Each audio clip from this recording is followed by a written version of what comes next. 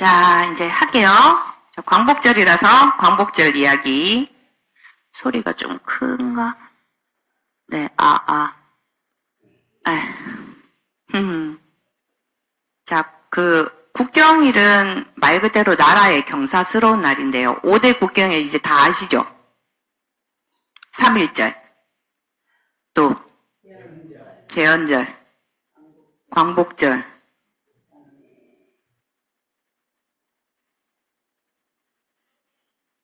응?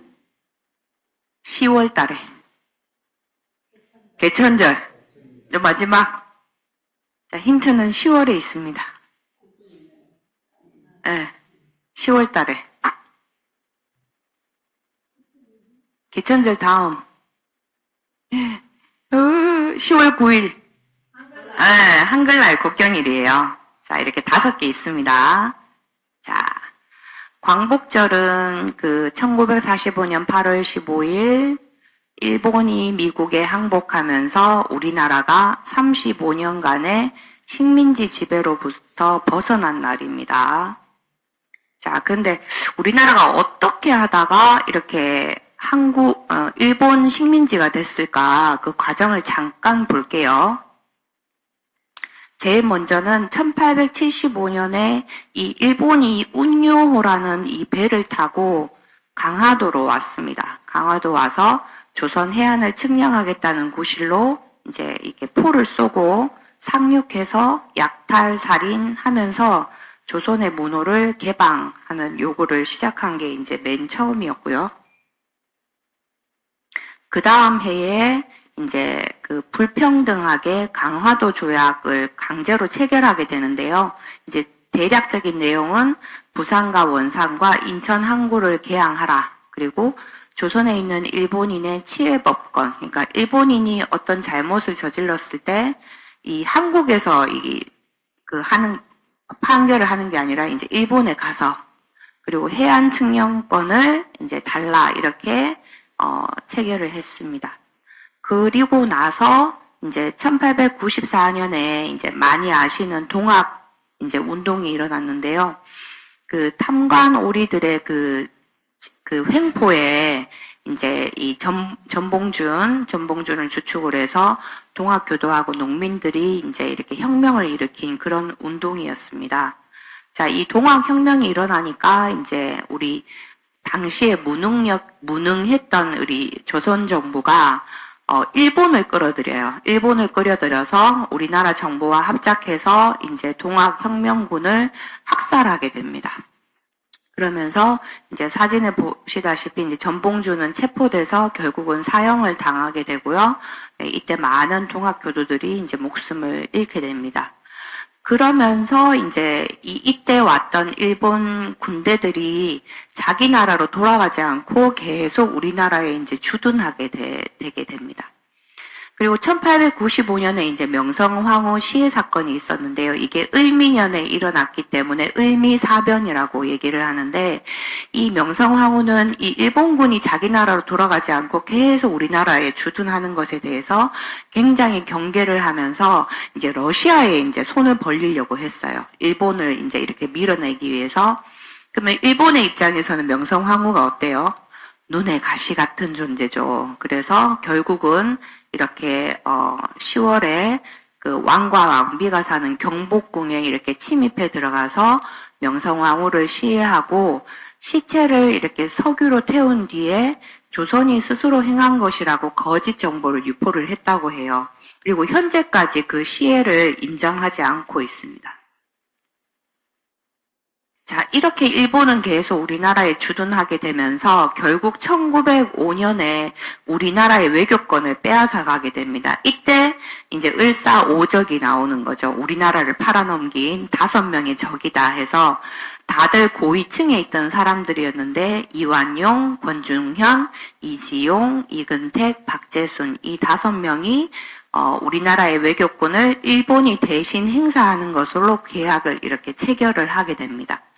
이것을 이제 지금은 우리는 을사늑약으로 하거든요. 강제로 이게 체결한 것이다 해서 여기 보시면은 당시 협정을 맺었던 이 수뇌부들이 사진을 찍은 겁니다. 일본과 우리나라. 그리고 2년 뒤에 이제 정미 7조약을 맺게 되는데요. 자, 우리나라가 이제 외교권을 빼앗겼어요. 그래서 고종이 일본 침략의 부당함을 알리기 위해서 이제 국제 그 회의에, 네덜란드 헤이그의 만국 평화회의에 특사를 이렇게 3명을 파견을 했는데, 일본의 방해로 결국 회의장에 못 들어갔어요. 그 중에 이제 요 분이 이준 열사신데, 너무 안타까워한 나머지 이제 자결을 하시게 됐고, 이 사건을 계기로 일본은 고종을 강제로 퇴위시키고 7개 항목인 정미 7조약을 이것도 강제로 체결하게 되는데요. 이 주된 내용이 한국 군대를 해산한다. 경비 전략을 이유로. 그리고 언론, 자기네들이 이제 언론을 딱 쥐기 위해서 신문지법, 보안법 등을 공포하고 한국인 대신 밑에 이제 일본인 차관을 임명했는데 결국은 일본인 차관이 일을 다 하려고 이제 이렇게 일을 다 꾸민 거예요. 이렇게 차근차근 이제 침략을 하다가 결국은 우리가 아는 1910년도에 우리나라를 완전히 빼앗기게 됩니다. 지금은 한일 합병이라고 하지 않고요. 동등한 상태에서 한 게 아니라 경술련에 일어난 나라의 수치스러운 일이라고 해서 경술국치라고 하고 있어요. 그래서 당시 총리 대신이었던 이완용하고 한국에 이제 파견된 통감인 데라우치 마사다케가 형식적인 회의를 거쳐서 우리나라를 완전히 이제 일본으로 넘기게 되면서 여기가 지금 경복궁인데 어떤 나라 국기가 있어요? 일장기가 걸려 있죠. 그래서 완전히 우리나라는 전 세계 지도에서 이제 사라지게 됩니다. 그래서 국권을 상실하게 되고, 그런데 이제 일본이 우리나라를 이렇게 집어삼키고 나서 완전한 식민지로 만들기 위해서 끊임없이 만행을 저지르게 됩니다. 이제 그동안 제가 또 3.1운동 그때 강의도 해드렸는데요. 만세운동에 대해서 저렇게 한 마을 교회에 몰아넣고 마을 주민들을 다 불에 태워 죽인다거나 아니면 1920년도에 이제 보통 많이 아시는 게 이 만주의 봉오동 전투라고 있어요. 영화도 나오고 우리나라 그 독립군이 일본을 대상으로 굉장히 이렇게 승리한 전투였거든요. 근데 그 뒤를 보시면은 이것에 대한 보복으로 그 훈춘 지역의 민간인 수천 명을 그대로 학살하게 됩니다. 이런 식으로 총살도 하고 또 같은 해에도 청산리 대첩도 마찬가지로 홍자진 장군이 굉장히 우리 승리한 대첩이었는데 이것에 대한 보복으로 일본군이 이렇게 거의 전멸하자 간도 지역의 민간인 수만 명을 학살하게 돼요. 이게 전부 다 학살한 모습입니다. 자, 그리고 21년도에는 이 러시아가 일본과의 전쟁이 일어날까 눈치를 보다가 결국은 우리나라 독립군을 포위해서 사살한 사건이 있었는데요. 독립군이 거의 960명이 전사하고 1800명이 실종되거나 하는 이 사건으로 인해서 우리나라 그 독립군의 어떤 세력이 크게 약화되는 세력이 있었는데 사실 일반인이 아닌 독립군만 이렇게 큰 수가 전사를 하다 보니까 이제 엄청나게 큰 피해를 겪게 됐죠. 그리고 이제 또 아실 텐데 관동 대지진 학살 1923년에 이것도 박열이라는 영화로 이제 이렇게 소개가 됐는데요. 일본의 이제 관동 대지진으로 거의 40만 명이 사상자가 일어났어요. 일본에서. 근데 일제가 이 혼란스러움의 어떤 그 타겟을 우리 한국 쪽으로 이렇게 딱 몰면서 조선인들이 폭도로 돌변해서 우물에 독을 풀고 방화 및 약탈을 하면서 일본인을 습격하고 있다고 이렇게 유언비어를 터뜨리면서 막 이 불안감을 조정하니까 이 놀란 일본인들이 조선인을 모두 학살하는 그런 사건이 있었습니다. 그래서 한국인이 최소 6천에서 7천 명이 와 이렇게 많은 인원수 이 시체 이 그림 사진들인데요. 여기 지역에도 보시면 이 지역을 중심으로 특히 조선인들이 굉장히 많이 학살된 그런 사건입니다. 자, 그 외에 이제 경제적인 수탈은 말할 것도 없고, 토지 조사를 한다는 이제 명목으로 토지를 강탈해가고, 그 다음에 쌀을 증식한다는 계획으로 이제 이 군산항을 통해서 쌀을 전부 다 일본으로 이제 가져갔습니다. 그 다음에 강제 징병, 징용, 이렇게, 태평양 전쟁에 이제 참가를 했죠. 이렇게 어린 학생들을 이제 군사로 이렇게 데려간다거나, 이제 위안부 건도 있었고요. 그리고 일본 탄광에 많은 한국인들을 데려다가 이제 노동을 시켰습니다. 그래서 여기 보시면 탄광의 벽에 이렇게 쓰인 낙서인데요. 어머니 보고 싶어, 배가 고파요, 고향에 가고 싶다 이렇게 적혀 있어요. 그리고 여기도 이제 탄광에 이제 있는 집단 그 숙소 모습인데요. 사람들이 굉장히 헐벗고 두려워하고 굉장히 지친 그런 우리 한국인들 모습입니다. 그리고 자신의 종교인 신사참배를 강요했고, 또 사실은 어느 식민지 국가도 이렇게까지 하는 데가 없었대요. 글도 못 쓰게 하고, 우리나라 말도 못하게 하고, 이름도 완전히 일본어로 이제 개명하게끔 그렇게 했는데요. 창씨 개명을 해서 우리나라 성과 이름을 이제 일본식으로 쓰게 하고 조선어를 금지하고, 그래서 이렇게 창씨 개명한다고 줄 서 있는 모습이나 이것도 이제 말모이라는 영화를 통해서 소개가 됐는데, 조선어 학회 이제 33명을 체포해서 우리말 사업을 이제 중단시킨 그런 사건도 있었습니다. 이거는 일부 이제 사진들인데요. 좀 많이 좀 끔찍한데, 이런 총살시킨 사진이나, 이거는 실제로 목을 이렇게 친 모습, 이거는 이제 윤봉길 의사의 최후 모습인데요. 이거는 이제 사형당하기 전, 그리고 사후, 이 이마에 보면 총탈 모습이 보이시죠? 그래서 절대로 무릎을 꿇지 않겠다 한 사람을 이렇게 이제 십자가처럼 나무에 이렇게 묶어놓고 무릎을 꿇게 한 다음에 이제 총살하고 난 뒤의 모습입니다. 그리고 유관순 열사는 이게 고문으로 인해서 얼굴이 상하고 퉁퉁 부은 모습이고, 그럼에도 불구하고 눈동자가 완전히 초롱초롱하게 살아 있습니다. 자, 근데 이것에서 불구하고 가장 교활하고 간악했던 작업이 우리나라 역사를 조작했던 건데요. 우리나라 사람들로 하여금 우리의 뿌리가 중국의 식민지로부터 시작돼서 주체적이지 않다, 비굴하게 살았다고 끊임없이 주입을 시켰고, 특히 삼국시대 이전에 특히 당군 조선의 정말 그 찬란했던 역사를 완전히 없애가지고 당군 신화로 날조를 했습니다. 그래서 1910년 한일합방, 그 경술국지가 있는 이후부터 당군 조선 관련 고사서를 다 수거해가지고 전부 소각을 시켰어요. 역사를 없애기 위해서 조작하고, 그리고 우리나라의 역사를 이렇게 곰과 호랑이로 이제 이렇게 둔갑시켰죠. 그래서 너희는 별 볼 일 없는 곰의 자손이다라는 것을 심어주기 위해서 이렇게 했습니다. 그래서 이거는 거불단 환웅이 당시 웅족과 호족의 공주인 웅녀와 호녀를 이렇게 수행시킨 사건들을 저렇게 동물로 이제 둔갑을 시켰고요. 삼국유사에 보면은 이제 이게 내용죽의 서교 황국이라는 나라의 이름을, 이 국자를 사람으로 이렇게 조작을 해가지고 이제 축소시킨 일도 있었고, 우리나라 그 한사군 중에 이제 낙랑군이 그 당시에 당군 조선 당시에는 이렇게 넓게 땅을 쓰고 있었는데, 사실은 여기 한반도의 국한에 있었다라고 이렇게 지도도 이렇게 조작을 했습니다. 자, 그럼에도 불구하고 이제 우리는 독립운동을 했었었고요. 이렇게 1909년이었습니다. 안중근 의사가 이토 히로부미를 저격해서 사살했고, 19년도에 있는 이제 평화적으로 3.1운동이 일어났고요. 이 3.1운동의 결과로 대한민국 임시정부가 수립됐습니다. 이제 그리고 나서 이제 이 일본의 어떤 그 감시가 심해지다 보니까 이제 이렇게 한 명이 가서 암살하는 식으로 하는 그런 독립 활동들을 많이 했어요. 그래서 의열단이나 한국애국단, 이것도 영화 나왔죠. 네.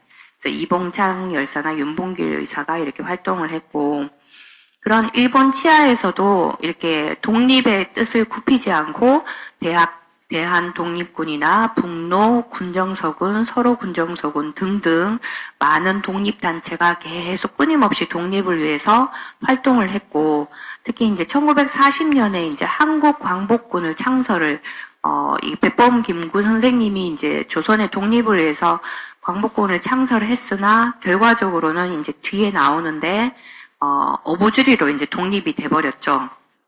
이제 그런 활동들을 했습니다. 3.1운동은 이제, 세계사 전무후무한 평화운동으로 이제 일어났었고요. 그 외에 이제 독립운동이 뭐 국산품 애용운동이라든지 청년이나 학생들도 독립운동을 많이 했습니다. 그래서 60만세운동이나 광주 학생 항일운동, 그 다음에 이제 민족 문화를 수호하는 운동, 그래서 이제 조선어 연구에도 계속 했었고, 박은식 씨가 이렇게 한국 통사, 우리나라 독립운동 지열사 이런, 그리고 신채호 선생님이 조선 상고사 이런 책들을 끊임없이 계속 저술하면서 이제 독립운동을 했습니다. 어록은 이제 그동안 조금 보셔가지고, 이제 오늘은 좀 넘어갈게요.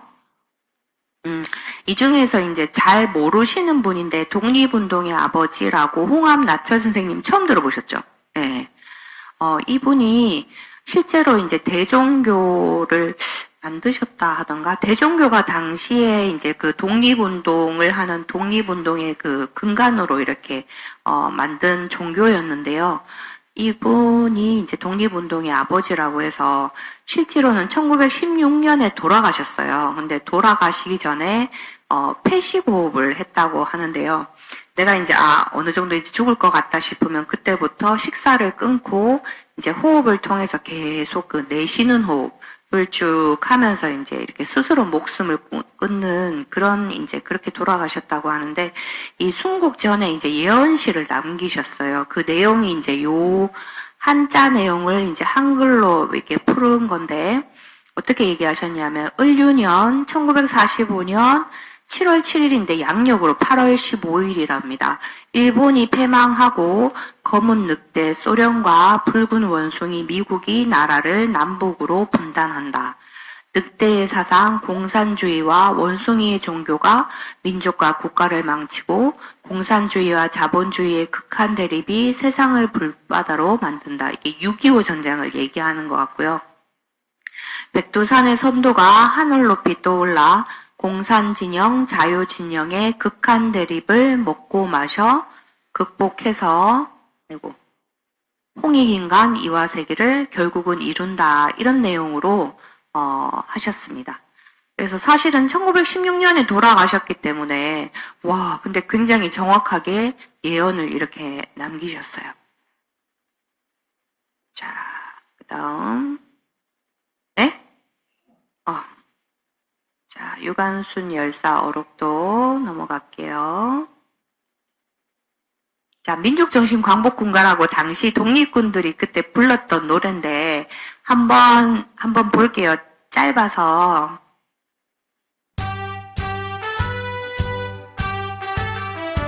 혹시 들어보셨어요? 네. 민족정신 광복군의 백만 용사야, 조국의 부르심을 내가 아느냐. 우리 민족 우리 정신 살릴 사람은 이 자리에 너와 나로다. 가자 가자 민족을 위해, 가자 가자 인류를 위해, 이상인간 한 세계를 이룰 때까지 힘차게 나아가자. 이러니까 이분들이 그 술집에서 일하는 그분들이 이제 독립되니까 기뻐가지고 기생들이 맞아요. 기뻐서 막 나왔어요. 백두산 두만강을 뛰어넘어라, 아름다운 지구 별의 품에 안아라. 우리 민족 홍익정 신자진 장군, 대장서군. 일용평화 이루어지리라. 가자 가자 민족을 위해, 가자 가자 이봉창.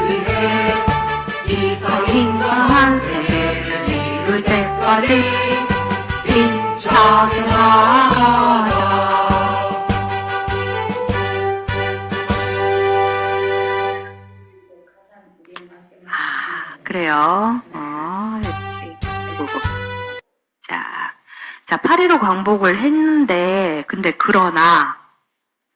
근데 이게 이제 김구호 선생님이 굉장히 걱정하셨어요. 이 항복을 했는데 내게는 기쁜 소식이라기보다는 하늘이 무너져는 듯했다. 천신만고로 수년 동안 애를 써서 참전을 준비했는데 모두 허사로 돌아가고 말았다. 그러한 계획을 한번 해보지도 못하고 외적이 항복하였으니 지금까지의 정성이 너무 아깝다. 그보다도 걱정되는 것은 우리가 이번 전쟁에 한 일이 없기 때문에 장래의 국제 간의 발언권이 박약하리라는 것이다. 근데 이 우려가 정말로 현실로 드러났습니다. 광복이 일본이 이제 무조건적으로 하면서 일어났잖아요. 그래서 결국 우리나라가 38도선을 경계로 북한은 소련이, 남한은 미군이 이렇게 군정을 실시하게 됐습니다. 그리고 근데 미 군정은 우리나라 대한민국 임시정부를 부정했다고 해요. 그래서 임시정부가 저기 만주에 있었잖아요. 그래서 만주에서 이제 우리 내려올 때 개인 자격으로 귀국을 하게 되고, 또 미국에서는 우리나라를 급하게 이제 그 정치 쪽을 이제 조직을 하다 보니까 기존의 친일 세력들을 어쩔 수 없이 그 경험 있는 해봤던 사람들을 등용할 수밖에 없는 이런 일들이 일어나게 됩니다. 자, 그래서 광복은 했지만 다시 고난의 역사. 그래서 1946년에 미소 공동위원회가 이제 설치가 되고 48년도에는 각각 남북한 단독 정부를 수립하게 되고 결국 1950년대에 이제 북한의 김일성이 우리나라를 쳐들어오게 되죠. 그래서 6.25 전쟁이 일어나면서 이게 정말 너무 슬픈 게 우리나라 같은 핏줄이 서로에게 이제 총칼을 겨누면서 이제 죽이게 되는 이런 전쟁이 일어났고, 그 어르신들 중에 한 분이 이제 자기 오빠가 6.25 전쟁 때 돌아가셨는데 그 정말 치열했던 35년간의 일제 치하에서도 목숨을 부지했는데 결국은 1950년대 6.25 전쟁, 우리나라 민족끼리 싸우는 그 전쟁에서 이제 목숨을 잃으셨다고 그 얘기를 되게 안타깝게 얘기를 하시더라고요. 그래서 이제 이런 것들을 이렇게 보여주는 이유는 우리가 일본에 의해서 이렇게 막 핍박을 받았다 그거를 알리기 위해서가 아니라 정말 이제 우리가 그러면 어떻게 해야 될까 그거를 이제 생각해 보기 위해서 이제 얘기를 하게 됐습니다. 그래서 왜 우리는 이렇게 어리석고 약한 민족이 되었나? 그리고 이 교활하고 잔악하고 강한 일본 제국주의에 왜 우리나라가 식민지가 될 수밖에 없었나? 그리고 총칼을 들고 잔악행위를 하는 일제에 맞서서 우리는 맨손으로 그냥 이렇게 대한독립 만세만 했죠. 그러다가 다 총살당하고 왜 이런 지경에 처해야만 했을까? 그리고 일본은 아직도 진정한 사과를 하지 않는데 왜 하지 않는가? 그것은 분열되고 단합하지 않은 우리나라를 깔보기 때문이다. 우리나라가 정말 강한 나라가 되었다면 일본의 사과를 받았을 수도 있을 것이다. 그래서 광복절에 이제 우리가 다시 생각해 보아야 할 것은 사실 우리나라의 처음 역사는 굉장히 위대하고 찬란했습니다. 그래서 정말 단군 조선이나 그 전 역사를 보면 홍익 정신 아래 모든 사람들과 생명을 사랑하고 존중하는 세계사에서 전무후무한 복지국가를 창조를 했는데 그 홍익 정신을 잃고 나서 열국으로 분열한 뒤에 이제 삼국시대로 이어지면서 그 스피릿, 정신이 사라지면서 이기심에 빠지고 분열과 배신의 역사를 만들게 되면서 점점 약소국이 되어갔죠. 결국은 조선시대에 와서는 나라의 국가를 세울 때도 중국에 계속 우리나라 국호를 어떻게 할까요? 계속 명나라에 물어가면서 우리의 교육도 국의 성리학으로 하고 그런 민족 고유의 정신을 잃어가면서 무능하게 국가 경영을 하게 되면서 우리 국민들도 쇄국 정책 이렇게 하면서 국제 정세에 어둡고 어리석은 국민이 될 수밖에 없었습니다.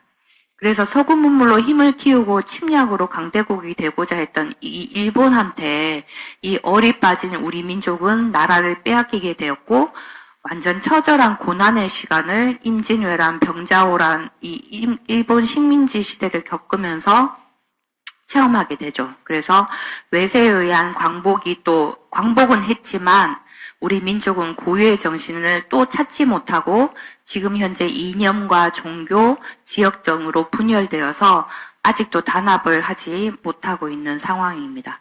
그래서 광복절에 우리가 생각해 보아야 할 것은 일본이 정말 아직도 사과를 하지 않고 있는데 우리나라가 강한 나라가 되어야 되겠다.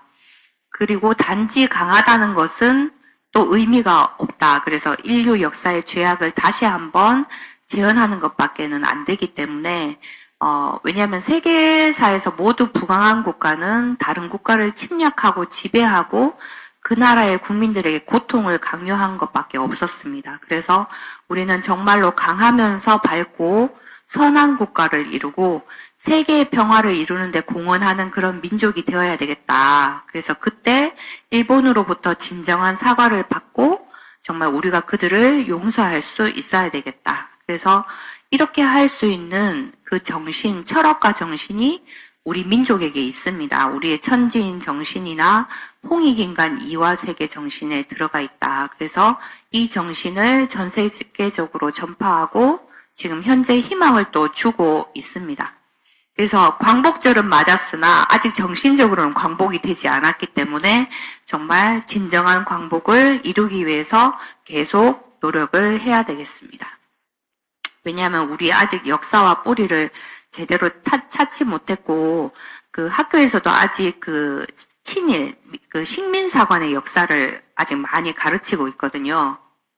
그래서 우리가 만들어야 할 우리나라 이렇게 평등하고 종교, 국가, 민족, 성별 그런 거 차별받지 않고 그런 존중받는 권리를 가지고 모든 사람들이 인성을 회복하고 지구 시민으로 이렇게 이제 지구까지 확장돼서 나가야 되겠다.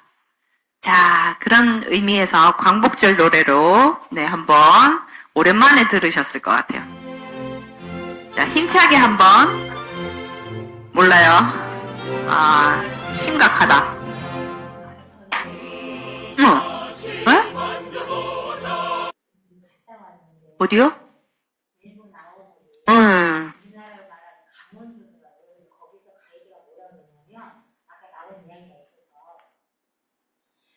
황제가 지금도 있대요. 있는데 그 황제가 중국을 갔었는데 가고 싶어서 갔는데 그가 너무 잘못했다고 사과를 하고 왔대. 일본 황제가? 그래서 했는데 이제 우리나라도 너무 가고 싶어 해서 우리나라 가서 또 그렇게 사과를 할까봐 못 가게 막고 있대요. 우리나라에서 100% 사과를 할 거잖아, 이 황제가 또. 그래서 자기네는 부끄럽다고 뭘 사과를 해야 되는데 황제를 못 가게 아예 한국은 발도 못 디디게 한다고 하더라고요. 그래서 그 말을 듣고 황제는 머리가 깨어 있는데 깨어 있어서 중국을 사과했고 우리나라도 가고 싶어 하는데 좀 그러네요. 진짜 힘을 키워야 되겠습니다. 자, 힘차게 한번 불러보겠습니다. 자, 노래라도 힘차게 춤을 춘다. 기어이 보시려던 어른님 번님 어찌하리. 이날이 40년 뜨거운 피 엉킨 자치니 길이길이 지키세. 길이길이 지키세. 꿈엔들 잊을 건가. 지난 일을 잊을 건가. 같이 복을 심어 살갑고 길러 하늘 닿게.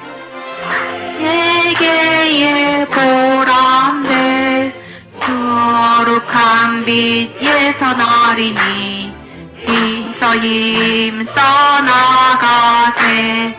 힘써 힘써 나가세. 나도 노래 몰라. 이런 목소리 노래를 안 배워줘. 안 배워줘. 한 번도. 그러니까. 애국가처럼 뭐라고 나오기를 안 불러봐서도 알고 웬만한데도 애국가다 생략하고. 네, 맞아요. 근데 가사도 진짜 좋고 노래가 되게 아, 그래요? 그러니까 우리 많이 불렀어요. 요즘 말들은 안 배워. 옛날에 광복절 행사 때 우리는 꼭 행사를 했잖아. 예. 직접 학교에 가서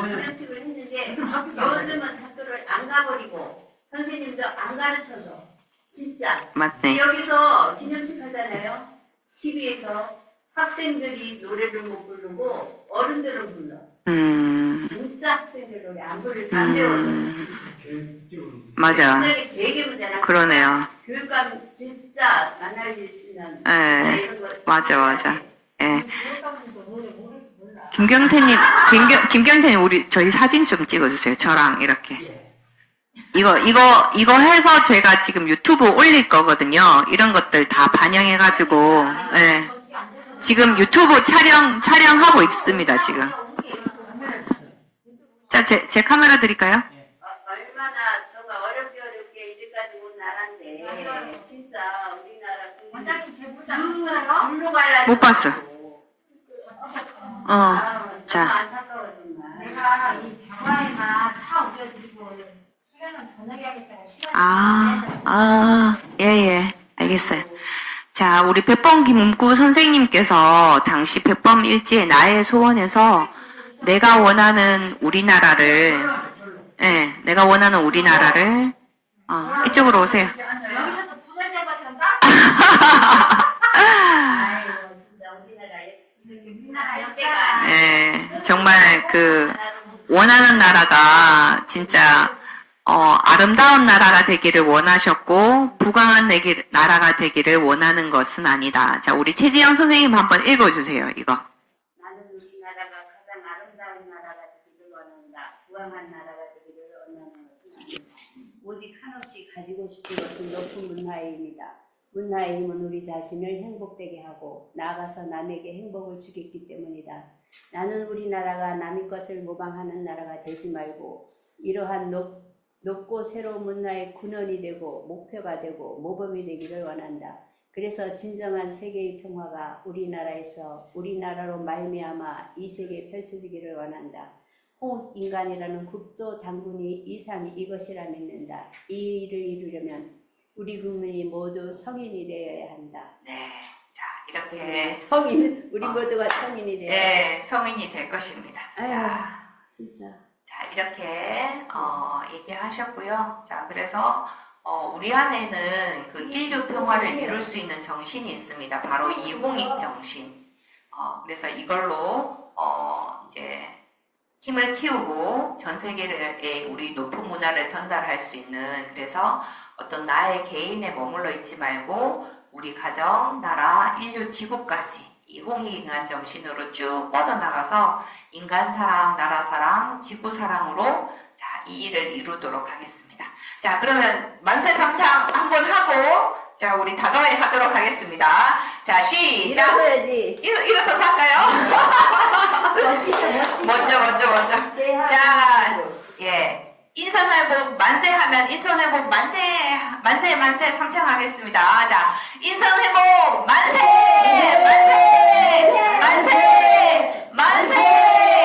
대한민국 만세! 인류평화 만세!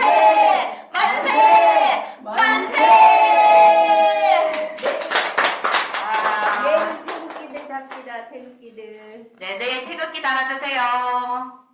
감사합니다.